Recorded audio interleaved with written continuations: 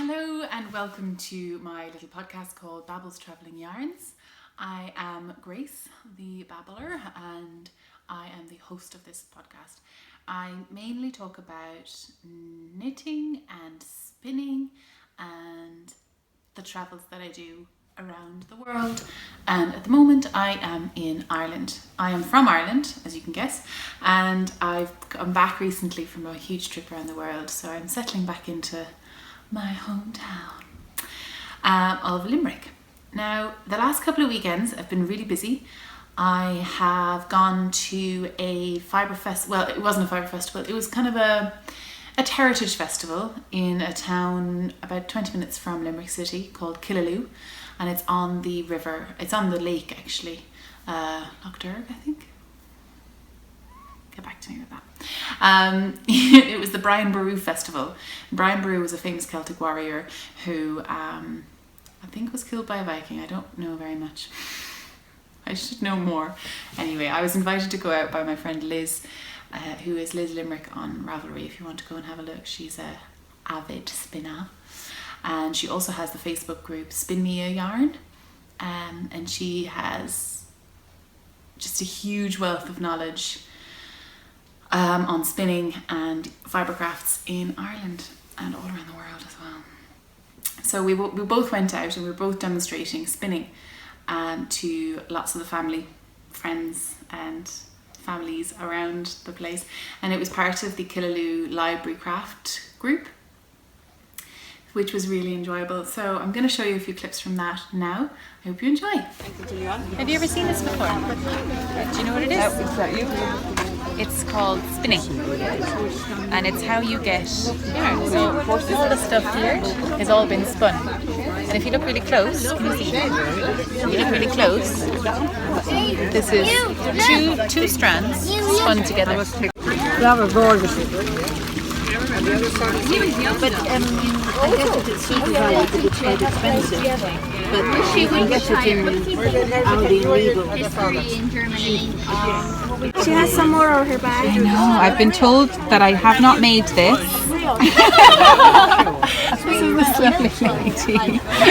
Not me, but look, it's all freehand stitched. She counts the threads. These are incredible. They're so detailed. So have you done any embroidery, Grace? Never. No, I've not done any embroidery. It's just stunning. But not good for the eyesight. No, you need to have good eyes and good light. That's why she's learning to knit. My husband's a bit worried. So there's And all then this she goes and craft. crochets blankets in next to no time. Does she do this as well? Yeah, she just learned that recently. Really, the blue one? Pink and blue. She has got some skills. Yeah. Oh, it's so nice. And a very good eye too. Very good eye. You're very, very good at what you do. Thank you very much. Hello everybody. So we're just parked by this ruin, which we're not allowed in, and the tent for the local library craft group is just beside us, and I'm plying away one-handed because I got skills, and we've had lots of little fingers, and I've had to be like, please do not touch it or otherwise you will lose your fingers, kids. But it's been a really nice craft day and craft fair in Killaloe. So if you can see, how can I show you? If you can see, across the way is Ballina, and on this side it's Killaloe. And I'm still playing and I'm not paying attention, which means that they're going to turn out terrible. But do you know what? There's no spinning police. I can do whatever I want. Sometimes there is spinning police, but I don't listen to them. They have no power. And yeah, so Liz has been beside me. She's got her poncho and her hat. Do you want to be in? Hi, Liz! Yes. Liz has been very Bolivian today. Channeling my inner Bolivian.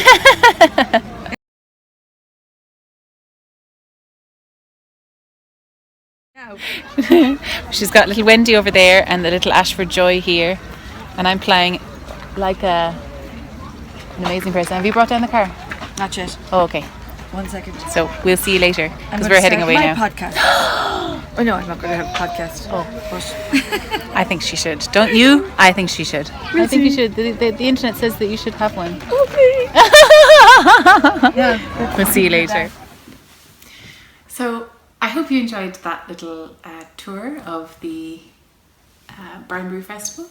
So what I was spinning during that was this braid, or this skein of merino. This is Australian merino that I got straight off the sheep. I'm sure you all know about this story now. But it was kind of a black brown merino with beautiful it's so soft now.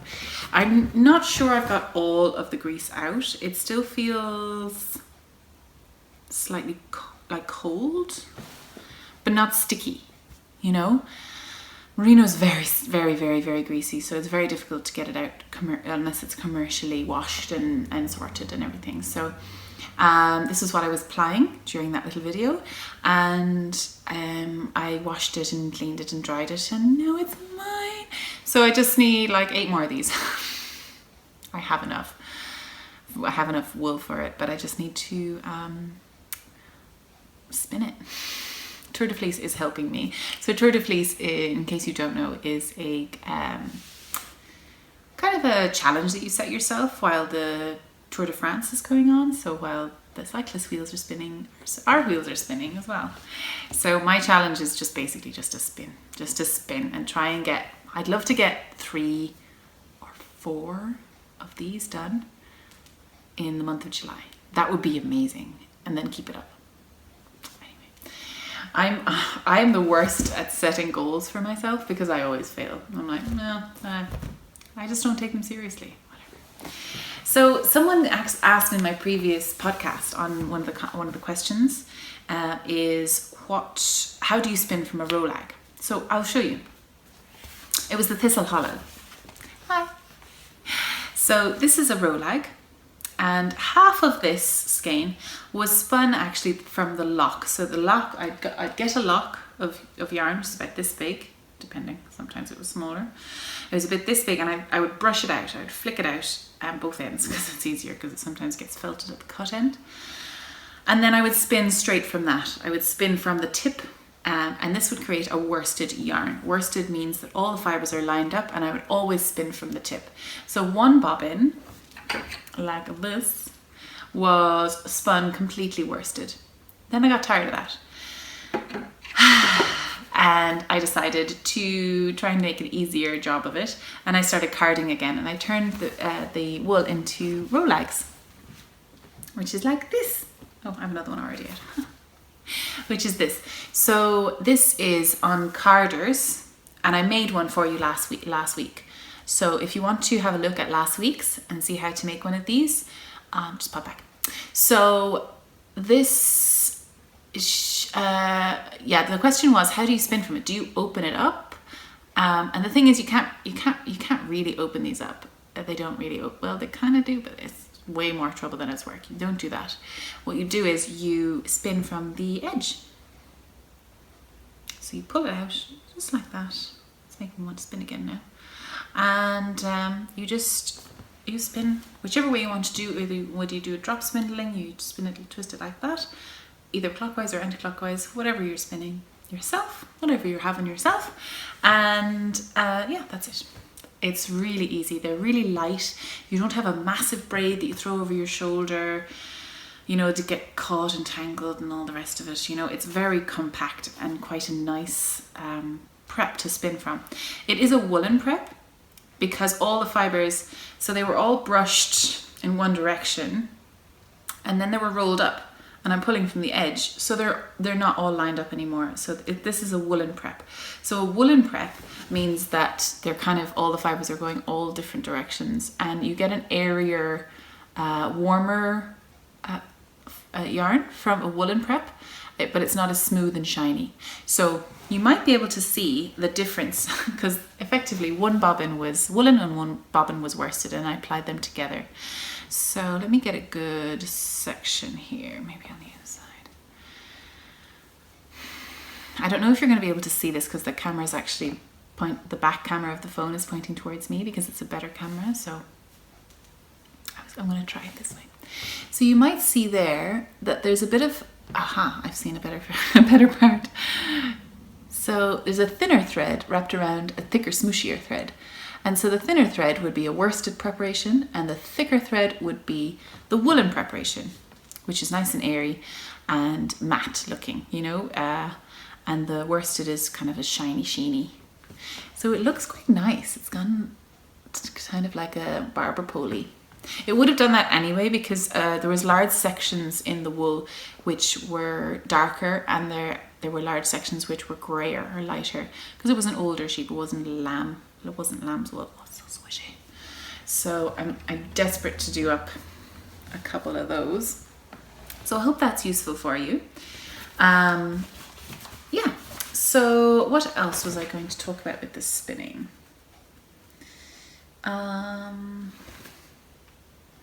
I think that's as far as I got with the spinning. I have not been doing much spinning this week because I only worked 3 days, and I took 2 days off. I took Thursday and Friday off. Today is Saturday the 9th? No, 8th? Yeah, Saturday the 8th, I think, of July. Oh, happy 4th of July to any American viewers. Yay! And happy Canada Day to all the Canadian viewers on the 1st. Yay! It's just July in Ireland. There's nothing really special. Apart from summer. Sort of. It's warm and not, touch wood, raining. Okay. Touch wood. I'm sorry. I cursed it. I always have to touch the non-laminated side of wood. Does anyone else do that? Anyway, odd. So the reason why is because my friend Tina is visiting Ireland, which is also why I don't want it to rain, the R word, because she is visiting with her family, and she's from Sydney, Australia. She was part of my knitting, part of the knit night that I went to. She actually organised the knit night that I went to down in Sydney, and she actually works for Gain Sisters down in Australia as well. Hi, Dad! So I was so excited that she was coming. So she came to my knit night on Thursday night, which was wonderful. She came over with a big bag of laundry, you know, that travelling laundry. She's travelling with 2 young kids, so I was like, chuck it in, perfect. I have all the stuff, popped in the dryer afterwards, amazing. Save the woolen socks, perfect. And we went off to knit night while that was drying and everything, and James was in the house, so the house wouldn't go on fire. Okay, Mum? Not that you watch this. It's too long. It's all about knitting. How can you talk for an hour about knitting?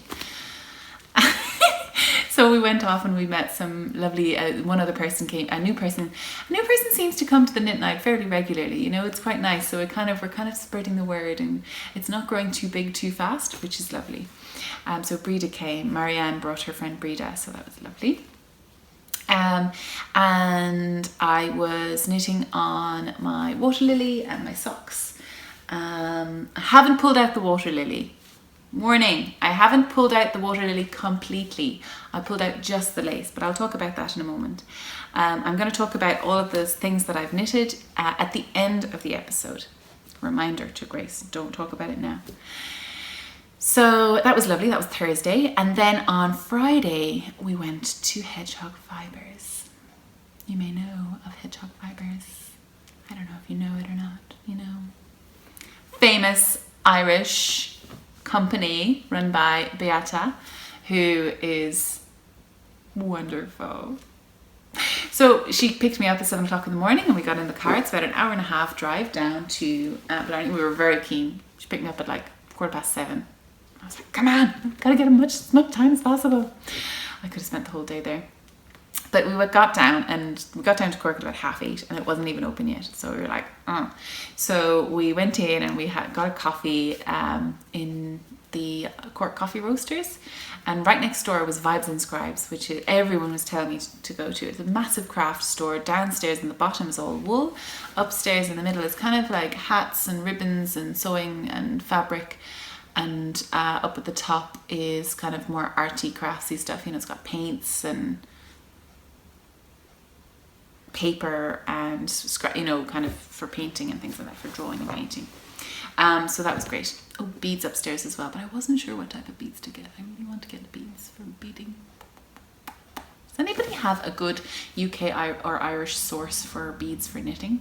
I know they're supposed to be like special beads because they're all supposed to be the same on the inside to get your crochet hook in.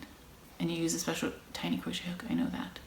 Japanese beads are supposedly really good, but I don't know where to get them in Ireland. Anyway, let me know any Irish people who bead, yeah? Thanks. Message down below in the comments. Yeah, so we went there and that was lovely, and I only bought 2 books. I'm very proud of myself. Do you want me to show you? I'll show you them now. Mr. Norris, is anybody feeding you at all? Have you ever been fed? Oh my god, it's been so long. It's been so long. So they were having a massive sale, which was wonderful. So these were on sale, quite a large amount on sale. And Tina saw this and then I opened it and then we were just admiring the photography on this. It's just beautiful. So it's the Irish Countrywomen's Association Book of Crafts. 40 projects, 40 crafts to make at home. It's be inspired by traditional Irish craft with a modern twist. And it's just beautiful. This photography is, you know, it's just something I want on my coffee table. I want a nice coffee table. But anyway, that's another thing altogether. But it's just really sweet little projects. Stitch and sew, introduction. Just like very pretty. Kind of grungy chic. A hairpin crochet stole. I don't even know. Just, I don't know. Oh, look at that. A little crochet cushion cover. I have crochet cotton. I could do that. I didn't see that. It's just, oh, look at the Christmas stuff. How nice is that? Very pretty. Very, very pretty. Oh, look, I love this felted bead necklace. Very sweet. So that's really special. And it's Irish, which is nice. But I also picked up Simple Knitting, a complete how to knit workshop with 20 projects by Erica Knight. And this was also Tina's recommendation. This book is it's for beginners essentially, but it has some very interesting swatches. I just like, it's just very, very nice. You know, sometimes you just wonder, did you learn the basics correctly, you know? Like, there's some really pretty, oh, look at these little cables in here, you know? Very pretty cables. You know me and cables. Just different stripe sequences and how to work with hands, you know, dyed or self-striping yarn and things like that. And then there's loads of little projects which are quite simple, you know, very simple, like a cushion cover. But like, how many stitches do you cast on? Perfect. And this was on sale as well, so that was nice. A little scrappy market bag, very sweet. So that's really lovely. Oh, look, a little hot water bottle cover, a little cable one. How nice would that be as a Christmas present? Oh my goodness, that's what that's gonna be. You know, just quite pretty and nice. Yeah, just a very satisfying book. So I got those 2 books and then we left. We were very good because we were going to Hedgehog Fibres and there was serious purchasing going to happen, obviously. I moved the camera, that's okay. So when we went down to Hedgehog Fibres, we did take some photos outside, or take some video outside, and we took some photos inside, but I thought it was a bit presumptuous of me just to whip out the camera and be like, hey, I'm gonna film. I'm going to let you see how the videos from when we got our coffee in Cork, and then afterwards what we did in Cork. We went to the English market, and then I will talk more about the Hedgehog Fibres trip after that. Enjoy! Hello, Tina.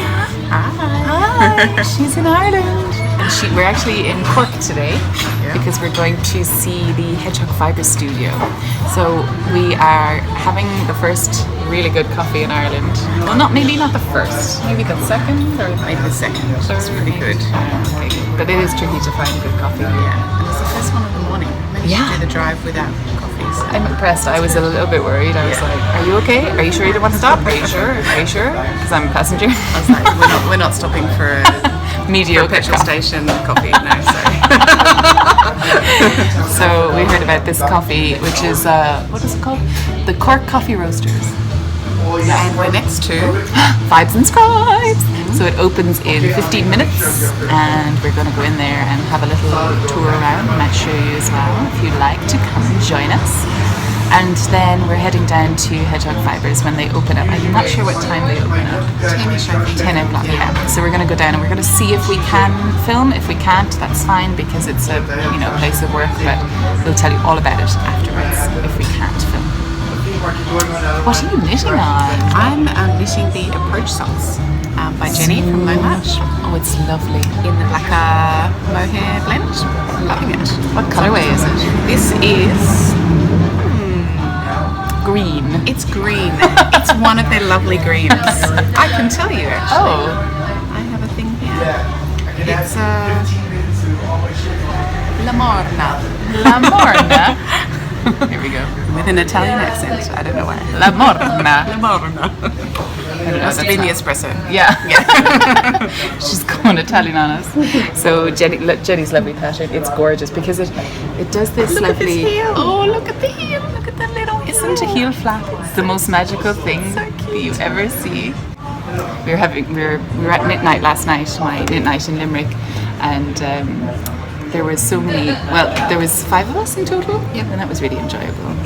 Tina was taking out her spinning. I can't believe how beautiful your, what was that, Border Leicester? Border Leicester, yeah. The Border Leicester has spun up so beautiful. It's like lace weight. Yeah, so just need to do a bit more so I can make it short.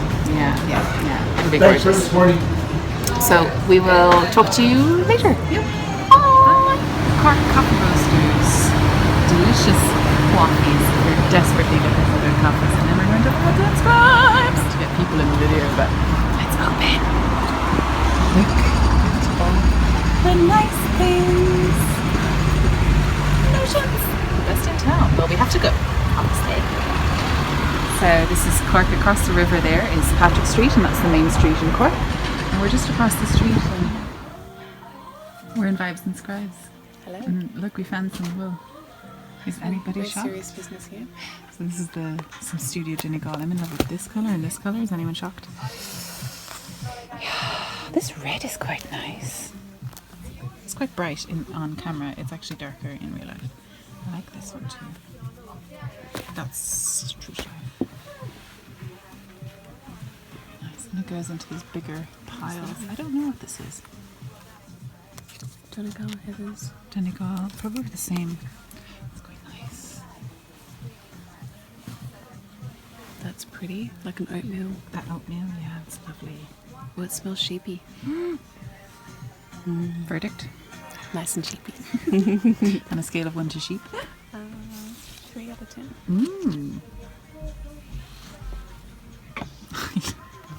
But look at this whole wall.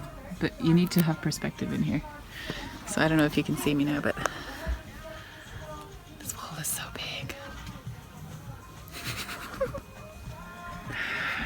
There's this beautiful fine Donegal Bliss. Look at that colour. Wouldn't they be beautiful together? Yeah. So nice.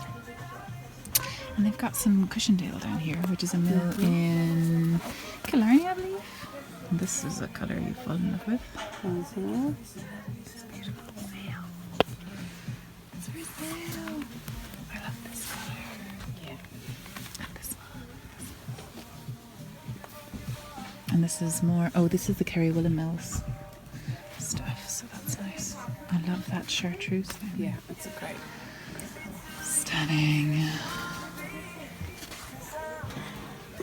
I love these big, massive balls of just colour. It's just nice.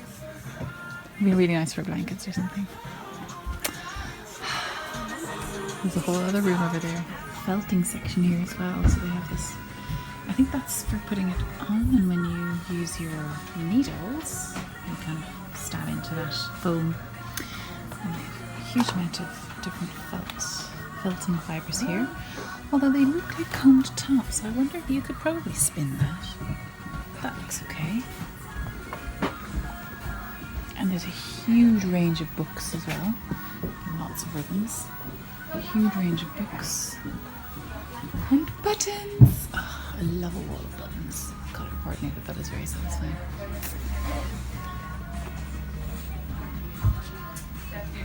Beautiful fabric. Irish crochet, Mount Melick, curtain across. There's so many different types of lace. Exactly.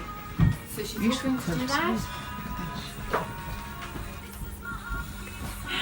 It's teeny foxes! That's so cute. Look at all these buttons. Oh my goodness. I love a bag of buttons. Love a bag of buttons. What a beautiful shop. Thank you everybody who recommended Vibes Sister. That they're online and they ship all over the world as well, everybody. More foxes. Fox. I feel like it's very foggy. Is that just me? Maybe it's dirty. It does look pretty. It does, doesn't it? That's a bit cleaner, isn't it? Too clean, let's go farther away.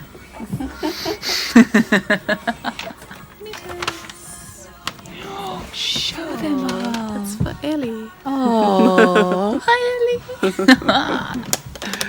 So cute. I love it here. It's very nice. I see it. Can you see it? Yes. I'm so excited. I've lost my driving. Oh, where are you doing?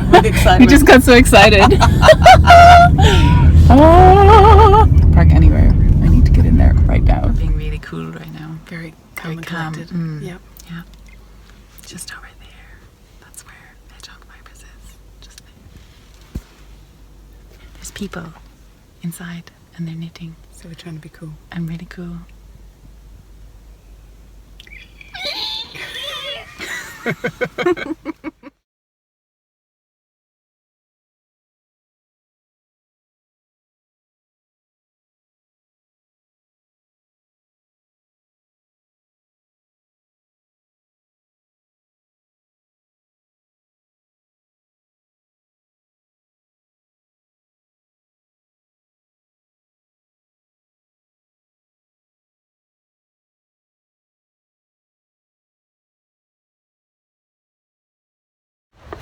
So we just had a delicious dinner or lunch back there in the ChiaoGoo, which was a fantastic recommendation by the ladies at Hedgehog Fibres. Thank you so much, it was delicious.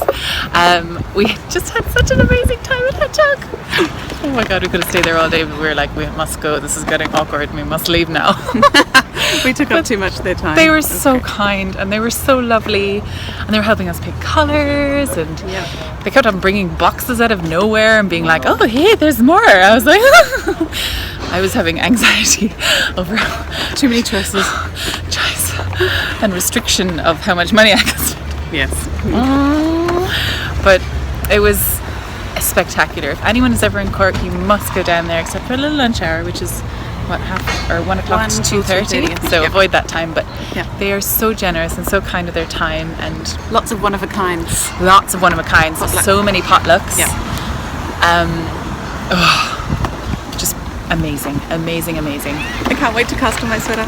We got them to put out. As I can get to my needles. Yeah, we got out the Swift and we caked them up, ready to rock and roll. I found the perfect end to my fade.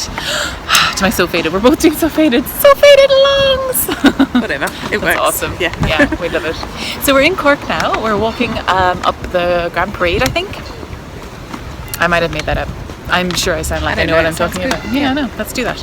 And we're going to look at the English market. So we'll bring you along too. Yum! Yay! Bye! Welcome to the English market in Cork. It's a full of foods. I don't want to get too many faces in, and I won't show too much meat because that distresses me. But all the vegetables.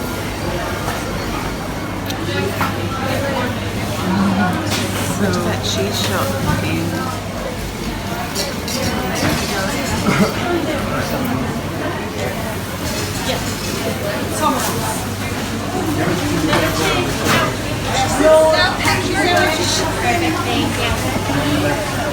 It's just like running off the plate. I don't know.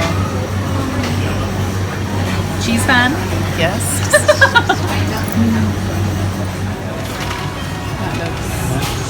I don't really need a separate paper bag if it's in its own. That's okay. Look at this little cake. So cute. So this is Healy's? No. Healy's? Look at the right bag. Healy's Bakery. So we've come to stop off at Blarney Woolen Mills on the way back to meet up with a lovely friend of mine and ours now. Gabriella from Irish Fairytale Yarns. And we've come to say and look at the largest Irish shop in the world. That's quite the claim. I know, right? I mean, it's pretty big. Yes. Yeah.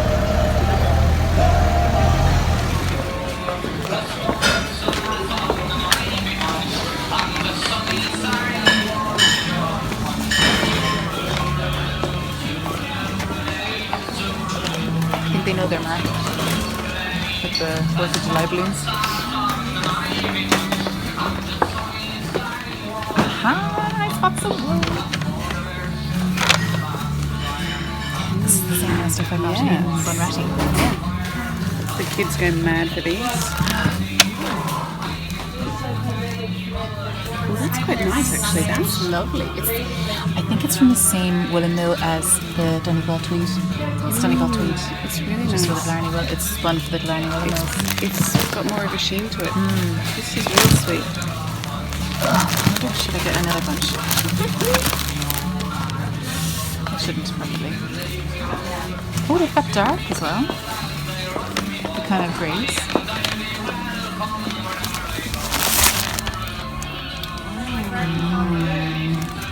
Apparently, have you felt shelter? Yes. Is it anything like this? Shelter's stickier. Yeah. And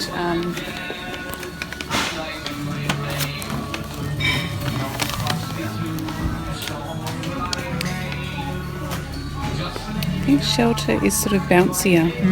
Okay. There's beautiful colours in that, isn't there? Yeah.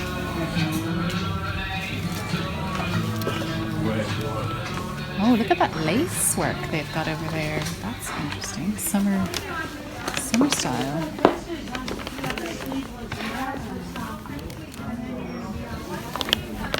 Looks like it's hand spun and then knitted.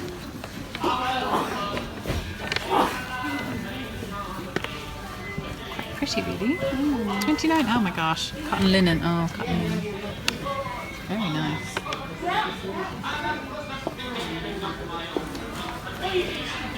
Ugh, all the colours. Just so much pretty. I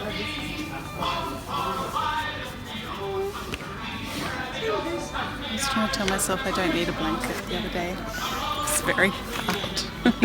I think you do need a blanket though. I do. And look, we just happen to be in a place that sells blankets. Look, they ship it free. Oh, to the USA or the EU. I don't think anyone ships free to Australia. No, nobody ever does. So sad. Ooh, does it smell nice? What's this one? Blarney Heritage Rug.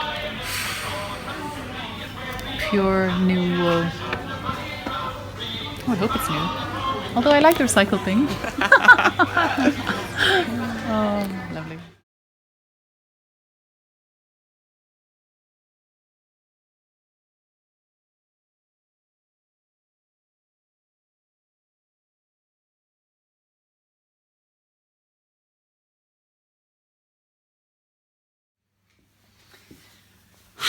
So I just wound up this ball of yarn for reasons which I will reveal to you later.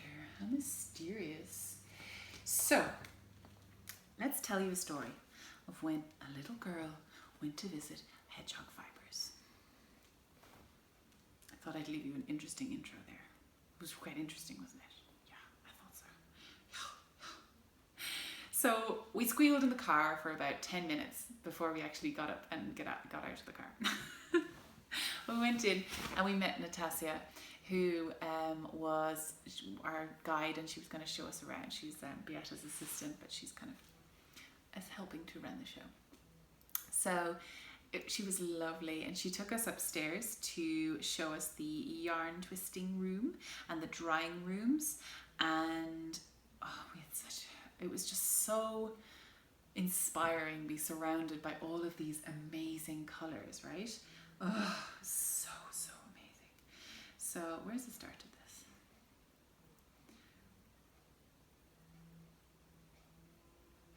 this? There it be. So they were all having kind of a tea break when they were starting, when we rocked up. And we went upstairs into the twisting room, and it was lovely and quiet, and we saw I just saw all this yarn everywhere. I think the first place we went actually was the drying room, and the drying room was very interesting. It was a big-ish room, like a double bed size room, and she had a dehumidifier running in there all day. And it took about a day to dry the yarn. Apparently it takes a day to dry it from when it comes up from the dye studio. So I thought that's not that long actually. It takes me forever when I was just kind of test dyeing a couple of things when I wanted a big batch of stuff. And so I didn't really want to film in there because, you know, there was like club colorways there, and there was, you know, some other stuff, and it was just like, oh, that's not quite, you know, it's just not PC, is it, really? So we were taught how to make how to wind the perfect skein, and apparently it takes 2 weeks of doing it to actually wind the first good skein. 2 weeks! 2 weeks training. Like, there's a huge amount of training if you want to work there. Oh my goodness. So you thwack it. Let me show you on some of that yarn that I spun earlier. Once I get to the end of this row. No, I'll put it down and I'll show you now. So what you do is you get it out, you sort it out, you straighten it out, and you thwack, and you turn it, and you thwack. And that's just to straighten up all the yarns in the same direction and hopefully make it nice and tidy. And what they do is they take off they leave the starting thread, the starting tie, and another one about on the other side of the skein, about halfway. And then what they do is they pop it on a hook. I only have my spinning wheel here. I don't know if you can see it. I'll pop it on here. They have a big hook on the wall, very strong hook, and they grab it like this and they twist. They twist and they twist and they twist and they twist. I don't know how many twists they put into it, but it feels like it should be quite a lot. Remember, it will unfurl afterwards, and then they grab it. I think they actually bring this up and, I don't know, do something magic. I watched her do it and I don't know. I was like, can I intern there for about 6 months? just to be around all the yarn and learn all these amazing techniques. Oh, that's not bad. However, this part is called the yarn butt. Yarn butt. Yarn butt. And this is not very good. So this part, the part that was around the hook, was so much tighter on the Hedgehog Fibres skeins. You know, it's super, super tidy. Yeah, and then they wrap up all of the the skeins, they label them, they write them down, and then they are packaged. Then they're sent into the bin for packaging to all the different orders, all the different shops that they provide to you. So you do huge wholesaling, as you can imagine, if you can get it in your store. A lot of people do, and a lot of people can, which is wonderful. And that's a huge amount of work. They have they're like small. It's like 4 different small studios with 4 different teams of people who are dyeing yarn. But they're trained to such a high standard that they're able to reproduce. I mean, all hand dyed yarn is each separate skein is not reproducible, but the actual colours that they use and the recipes are all Beata's design and Beata's babies. And the work that goes into maintaining the small feel, you know, every dyer has the one lot, so the one shop is getting the same dyer. You know what I mean? They're not all dyeing, because I think you'd probably go mad from the same colour if you just had to do that. There's probably some good psychology going on there. But it was just really interesting. They're saying like their lead time is so big at the moment because their demand is so big, so they're trying to reduce down the lead time, but also keep it quite small and hands-on, and it's really tricky to maintain that small feeling, but also make it available to as many people as possible. I mean, it's a toss-up, but I really like the way that she's doing it, that they're trying to do it, and I think it's working. Because, you know, the product is so beautiful. Everybody loves it. You know, the colours. Everybody knows it's the colours. The colours. So we went up anyway. We saw the drying room, and we saw the twisting room, and then we came back down. And then I was asking about, you know, how the Irish recession played into Beata's creativity and the career, her job, this business. And it was actually because I listened to a podcast by Creative Collage, and she was saying that the interview that she did with Amy she was saying that she lost her job during the recession and she started this other business. And I find that incredible because the recession was a very hard time for me. I had to leave my country. There was no...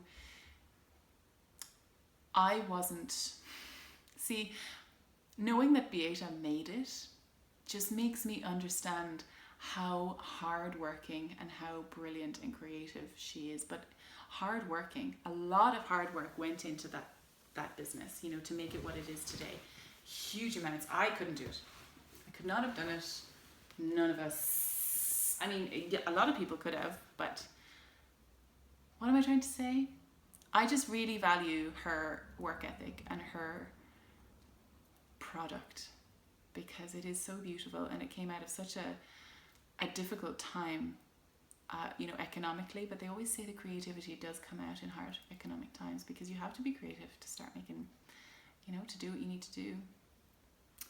And it was really funny when I was like talking to Natasha about this, she turns around and goes, "What do you think, Beata?" And she was right there at the table. I was like, oh my God, how embarrassing. I didn't recognize her. It's a really nice work environment. Everyone's just really casual in their, like, you know, favorite t-shirt and their comfy clothes, you know, because you're dying, you know, you're working with stuff, you know, it's messy work, you know, you don't want to be you don't want to have to dress up all the time. And but she was still effortlessly turned out. I don't know how you do it, girl. So fashionable. But comfy. I love it. Love comfy fashion. So yeah, we got talking to her about that and how it was in Ireland, how the knitting world is, what it's like in Ireland, and she just kind of went, there is none. Which I understand where she's coming from. I feel like compared to other countries, there definitely is a lack of maybe understanding as to what goes into hand dyeing yarns and why you would bother when you could just go to Penny's or go to H&M or go to what other brands are international, H&M probably, but yeah, just go to a shop and buy stuff for like €20, €40 if you want a good jumper. Like, You know, whereas we would spend upwards of €100 on just the wool for the jumper, and you still have to make it, you know. But the thing is that it's going to last us forever. It's not going to fall apart in the wash. We're not going to get tired of it after the season ends. You know, it's going to stay with us forever, and we're going to make it, and it's the joy of the making for me. I understand that people don't spend €100 on wool. I totally get that. I totally get if you can't and you go for the more reasonable options. But it's the act of making, isn't it? And I feel like that's been lost for a long time in Ireland. However, I have been, like, whenever I'm knitting in public, people are like, I used to knit. Oh yeah, I used to knit. And it's almost like they forgot, you know, that they just forgot that they used to knit. Or they knit and then they stopped because they had kids. Or they knit when they had kids and then they stopped when they grew up. You know, or life got too busy. And you're like, I get that. I totally get that. That does happen. But I don't know what I would do if I had to stop knitting. That's maybe saying something about me rather than... So yeah, we were talking to Beata about the Irish knitting scene, and there really isn't one. I think she was kind of surprised to find out that there were Irish podcasters. And there's at least 4 that I'm aware of. Please tell me about more. There is Laura, the Woolly Wolverine. There's Barbara from Knitting I Love. Kate from Hawthorne Cottage Craft. And who's the other one? Me. But there's another one. Audio, like visual podcasts. I know there's some audio podcasts. I know there is goodness, I can't remember. Anyway, I can't remember. But they're the only ones that I can think of off the top of my head. We need more Irish podcasters. We need more Irish people knitting, you know, and knitting beautiful things. I mean, the amount of people I've had to tell about Ravelry, like, it always, like, astounds me when someone says that they're a knitter and they've never heard of Ravelry, and I understand it's only like 10 years old or whatever, and a lot of these people aren't very internet savvy, or they just have never come across it. You know, I'd say most of the people that know about Ravelry and are really into big knitting are in Cork or in Dublin, but outside of those 2 areas, not much. And I feel like that might be there's an issue because there's no knitting guild in Ireland. The Crafts Council has stated that there's no knitting guild in Ireland. There's a weaving and a spinning and a dyeing guild, and they're one guild, but there's no knitting guild. So there's nowhere to kind of go online and search and say, do they meet up? Do they do this? Do they do that? And a lot of the groups that I've been told to go to have a age demographic which doesn't scare me, you know, doesn't scare me at all. I deal with people of all ages all day, and I get on well with people of all ages. But sometimes the attitudes of certain groups of people, when they're in a highly skilled group, say spinners or knitters or all that sort of stuff, it can be quite exclusionary. I'm going to say it. You know, there's the attitude that there's only one way to do it, and this is the only way, and you're doing it wrong if you do it any other way, which I find completely wrong. If you're coming up with something that you enjoy and you like, then you're doing it right. I mean, spinning is just twisting fibre. Whatever way you want to do that, that's fine. You know, there's different ways, there's so many different ways to do it, and they're all just different methods, and they can be applied for different things and different uses. Same thing with knitting. If you like to knit continental, or, you know, English style, or flicking, or throwing, or whatever you want to do. If you want to do, you know, Portuguese, if you want to do some sort of magical hop, skip and a jump to do it, I don't care. Really. I think it's fascinating, and I want to learn how you do it. There was a woman at my knit night, and she was knitting into the back loop of every stitch. So she's coming up with this incredible textured, like, stockinette pattern, stockinette panel, because every knit stitch was twisted. I was like, fascinating. And she was like, I know I'm doing it wrong. I'm like, do you like it? She's like, well, I know it's wrong. And I'm like, no. It's just a different way of doing it. If you like it, lovely. If you want it to look like mine, then I can show you how to do it. But there's no wrong, there's no right or wrong, you know. So I think that attitude of, oh, this is the right way. Oh no, it's so neat. Everyone says to me, oh, your stitches are so neat. And I'm like, thank you, it's practice. That's it. And it's just the way I knit. I don't know how to knit any other way now. And, you know, I think some people get really daunted when they look at something and go, oh, it's so neat and tidy. So I couldn't do that. And I'm like, I'm literally just doing one thing over and over and over again, 1,000 million times. Just one thing. I mean, you have to get good at something if you spend 10,000 hours doing it, right? I probably have spent 10,000 hours doing it. How long does it take to spend 10,000 hours doing anything? How many years is that? I'm coming up on it, I'd say. So having these kind of discussions with Beata was really interesting because I see it as like a weird challenge. I don't know how I'm going to make it happen. I do know that there are pockets of really passionate knitters, and I'm so excited to go to the Atlantic Knitscapes on the 29th of September. I'm really excited to go because it's going to be amazing to find these Irish people who are as interested as I am. And she's holding 6 of these weekends this year, and they're almost all filled up. Like, that's obviously saying that this is something out there that people want, but maybe they just don't know how to get into it, you know. It seems a bit exclusionary sometimes.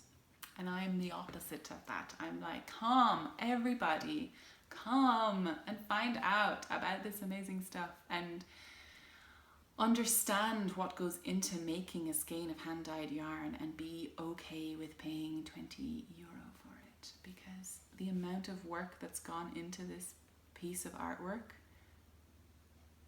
like, it's worth it. For me, anyway. I'm happy to spend it. Spend I did. I couldn't decide on the colourways. There were so many beautiful colourways and kind of one-of-a-kinds and potlucks, they're called. So I came out, first up, I was like, oh my god, panic. And Tina was like, so cool. She like pulled out. She was like, yeah, these are calling to me. Like 5 of them. I was like, oh my god, that's so beautiful. Damn you. Because I couldn't take the exact same ones. So I decided in the end to take these, right? I was like, well, at least I'm going to get 2 shawls out of them and they're going to be beautiful. So these are all skinny singles because I haven't really worked with singles yarns before. And I've always been super nervous of them. And I shouldn't be, because everybody loves them for shawls. I really want to knit some shawls as well as all the jumpers I have in my queue.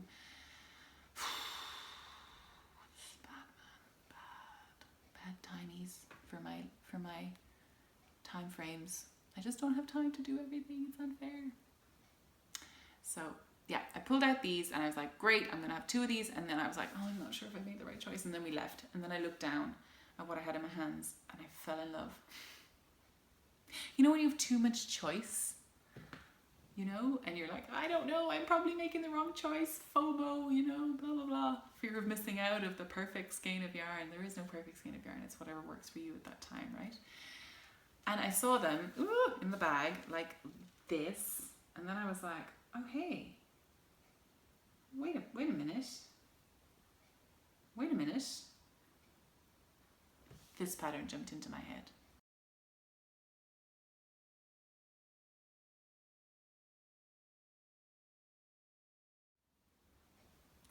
It's the afternoons at Longbourn, and isn't it beautiful?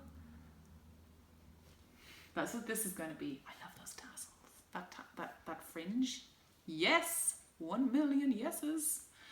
So that's what this is going to be. I'm so I can't decide whether to put this blue near my face or this green near my face. What do you think? Comments down below, please. So that's what's happening. So this is the Shamrock colourway. Perfect. This is pesto. This is a potluck, a beautiful potluck. Oh, it's so pretty. And this is wish. Isn't that teal? Heartbreaking. So there's skinny singles, 100 gram, 100% merino wool, gentle hand washing recommended. it might bleed for, I think I'll wash this first. I might wash this. The colours are really, really intense, and blues and reds do tend to run. I think that would be a good idea. I might wash this and this. Just let them soak, yeah, I'll do that before I cake them up and let them dry. Yeah. I mean, to be honest, it's a fade, so they're going to be like bleeding into each other anyway, intentionally. Who cares, right? It's just so pretty. So I was there, I was like, yes, I'm going to do with that. It's amazing. Yes, I'm going to do that. Stop giving me options, blah, blah, blah. And then they came down with another box of Hedgehog Fibres. And I was like, oh my goodness, what am I going to do? But second they pulled it out, I was like, I know exactly what I'm going to do. Yes. So I got, you may remember me from such scenes as Nora George's Mrs. Weasley's Knit Club, Veritaserum, felixfelicis, and Polyjuice potion, right? Now with the additional seed colourway by Hedgehog Fibres, which is this super gently speckled cake. It's so, I don't know why I keep turning it. I really want to turn it so you can see it all, but I mean, you can see it anyway. Oh, it's lovely. So it's got the green speckles, it's got the pink speckles, and it's got the yellowy speckles as well to go so perfectly with this. Boop. Oh, it's gonna be that way, sorry. Me, come back. Boop. But what I need to do is do a quick swatch, which is what I'm doing here. I'm doing a quick swatch with two different sizes of needle. I'm doing a 3.75 and a 4mm needle and seeing what the fabric is like. I'm a tight knitter, so if the pattern writer is a loose knitter, I have to go up a needle size to get the same gauge. If the pattern writer is a tight knitter, I'm pretty okay. I might stay the same, or I might need to go down a needle size. Same with everybody. Why am I special? That's how gauging works. That's how gauge swatches work.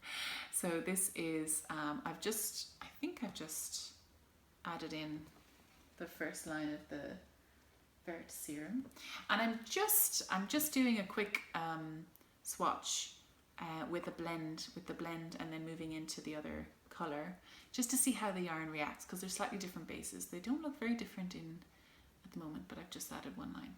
So what I tend to do, I don't know if you can see, what I tend to do is leave a little pearl bumps there so I know what size needle I used. And I use the American sizings just for this, because you can't really write out 4mm needles and then write 3.75mm needles and then 3.5 and then 2.5mm. You can't really spell that out in Morse code along the pearl bumps. So I use the American sizing. So a 4mm needle is a size 6. So I put 6 little pearl bumps down here. And then a 3.75 is a size 5. Yes, size 5 US. So I put 5 little pearl bumps there. So that's what I'm doing. I'm just testing it out on a 3.75mm needle. Normally I go by millimeters. And I'm going to wash this, block it, and check my gauge and see what I'm doing. So I just put a big row of pearl just to show I've changed needle sizes. I may or may not choose to... No, I should test the Nora George yarns on the 4mm as well. So I'll just basically, it'll kind of be like a little bit of an hourglass. So this is the top, and it's going to just go out again at the bottom. Not that it went in drastically, but... So let me talk really quickly about some knitting projects that I have still on the go. No finished objects yet. I've been busy. No apologies, it's fine. So look how big these socks are. I finally put the final test on, and that's where the heel is going to go. And I've started the cuff, literally just done one round of knit 1, knit 2, purl 2, just in the white. And I'm going from the inside and the outside of the ball. And I also got some of this brown inside in town today in Tiger, but it's cotton. Can you mix cotton and wool when it comes to heels? I mean, it probably won't. What do you think? Yes, no, maybe? Ellie, I know what your answer is. But yeah. So they're good, they're fine, whatever. That's the owl colourway West Yorkshire spinners, and the white is just the white cream West Yorkshire spinners. Happy days. And my Waterlily. I didn't rip it all the way out. I just ripped back the front lace, and I needed to offset. Oh, I'm sorry about the noise. I needed to offset. I actually don't like when people apologise for noise in their podcast, and you just do it automatically. Anyway, I had to offset the lace. I had to do some calculations and make sure that this centre stitch was in the centre of one of these little petals. And I know there's an extra yarn over there. That's okay.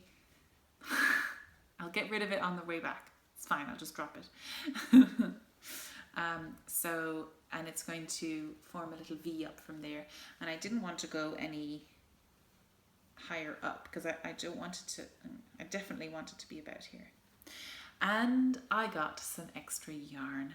Thank goodness, because I definitely need to do more lace in the back here. It's the sleeve is just not wide enough for my big, strong, muscly arms. That's what I'm saying they are. That's it. And also to do a provision to do some more knitting down if it does need it, which it probably will, or put some sort of end on it. Yeah, so that's grand. So the lovely Tina did bring that extra yarn and also some more treats from Skein Sisters down in Australia, and also another surprise for me. Oh my goodness! So this is Outlaw in their NYX colourway. In their NYX base in the Prosperine batch. How nice is that? This is the Outlaw yarns, and it's a New Zealand based company, and just can you see that?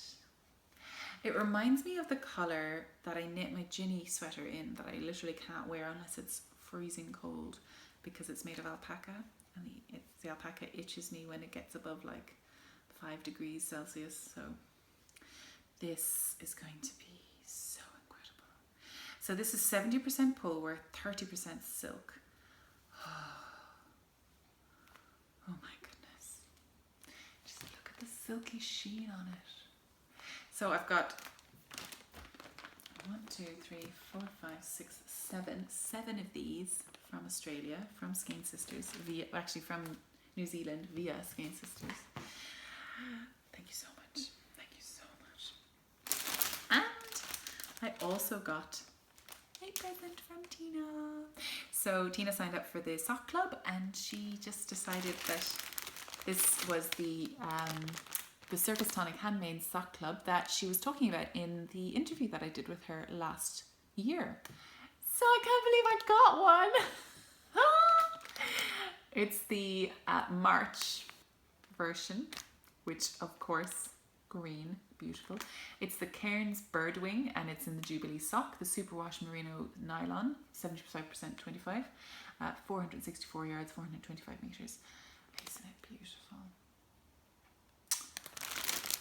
Oh, some people need to stop being so talented. It's ridiculous. Oh, it's just, I don't want to take it out because it's so nice and precious. And we're getting painters in on Monday, so I need to stop podcasting now and go and put away all my yarn again. I'm sick of putting away my yarn. I can't wait until it's all out. It's so amazing. I'm desperate to get one of those cool pegboards that they had in Hedgehog Fibres to put up in my studio and just hang up on my yarn. How amazing would that be? Oh, yeah. No, I hope you enjoyed this podcast. There was a hell of a lot of stuff in there, and I need to drink now. What time is it? It's 5:30. No, 4:30. Oh, thank God. I need an extra hour of just like sitting and knitting and watching watching a podcast. I've just changed glasses, by the way. So my eyes are a bit tired from kind of adjusting. You know, people who wear glasses know that your first time getting a new pair of glasses, it takes a couple of days for your eyes to adjust. And they're working extra hard at the moment because the distance, like close up, they're spot on. They stay about there, spot on, for like about 1.5 meters in front of me. Perfect. Any farther away, my eyes kind of have to like, it's like there's a microsecond of a delay in focus because I haven't got used to these glasses yet. But do you like them? I can't see myself, so I don't know. I'm not sure about these, but I never see them, so I don't care. I wanted the frame. I wanted a big glass so I can see everything. Right? But I also wanted kind of ones that kind of did this. So they look like happy instead of like angry or irrelevant. And I didn't want teeny tiny ones. I feel like I would be squinting in them all the time just to be able to fit my big eyes in them. None of this makes any sense. Do you love me anyway? Thanks! Love you lots. Thank you so much for coming with me and enjoying my little trip. Thank you so much to Tina and Beata and Natasha, and thank you to Gabriella as well for being in the podcast, even though I think it was just a picture, but that's okay because we were too busy having talks and chats. So thank you so much. I will see you next week. Love you forever.